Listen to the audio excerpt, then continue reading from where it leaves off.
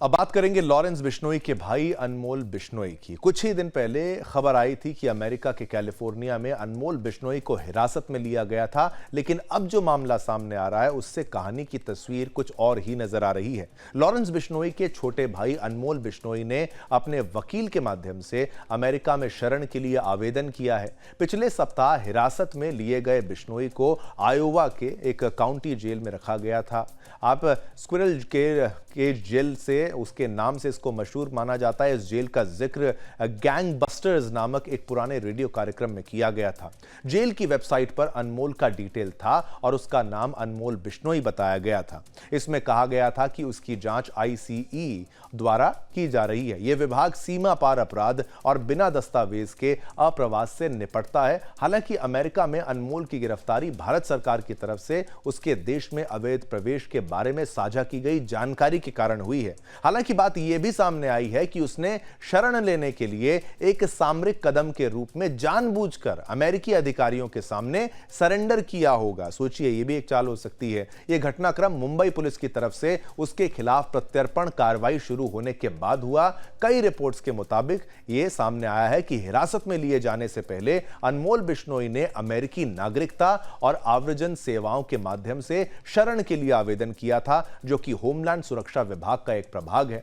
अब जबकि उसने कानूनी माध्यमों से शरण की कार्रवाई शुरू कर दी है, तो यह संभावना नहीं है कि उसे भारत या किसी अन्य देश में प्रत्यर्पित किया जाएगा। ऐसे मामलों में जमानत देने की अमेरिकी कानूनी प्रणाली की प्रवृत्ति गैंगस्टर गोल्डी बराड़ की रिहाई द्वारा स्थापित मिसाल के साथ मिलाकर इस बात की संभावना को बढ़ाती है कि अनमोल भारत में प्रत्यर्पण से बच सकता है। खबर यह भी है कि बराड़ ने भी शरण के लिए आवेदन किया। इसके अलावा इस बात की भी संभावना है कि कनाडा पुलिस आरसीएमपी की तरफ से जांच किए जा रहे कुछ गिरोह संबंधी मामलों के सिलसिले में उस तक पहुंचने की कोशिश कर सकती है। एफबीआई अनमोल की पहचान की पुष्टि करने की प्रक्रिया में है। संभवतः वॉइस सैंपल या डीएनए मैच के जरिए वह इसकी पहचान की जांच करेगी। अब अमेरिकी एजेंसी के अधिकारी जिन्होंने इस महीने की शुरुआत में अमेरिका में उसकी मौजूदगी की पुष्टि की थी, उसके निर्वासन सहित बाद की प्रक्रियाओं के लिए भारतीय एजेंसियों के संपर्क में हैं। अब लॉरेंस बिश्नोई का भाई अनमोल कई हाई प्रोफाइल मामलों में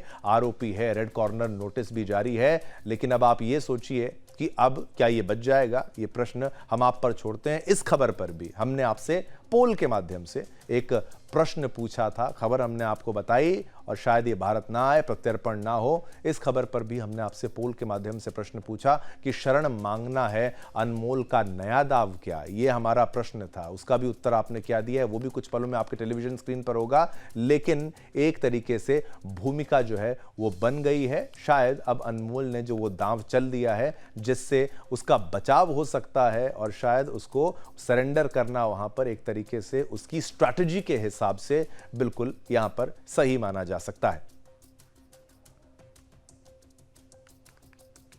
तो आपने देखा, ये लीजिए पोल के माध्यम से जो आपसे प्रश्न पूछा था, शरण मांगना है अनमोल का नया दाव, 83% लोगों ने कहा हां, 17% लोगों ने कहा ना।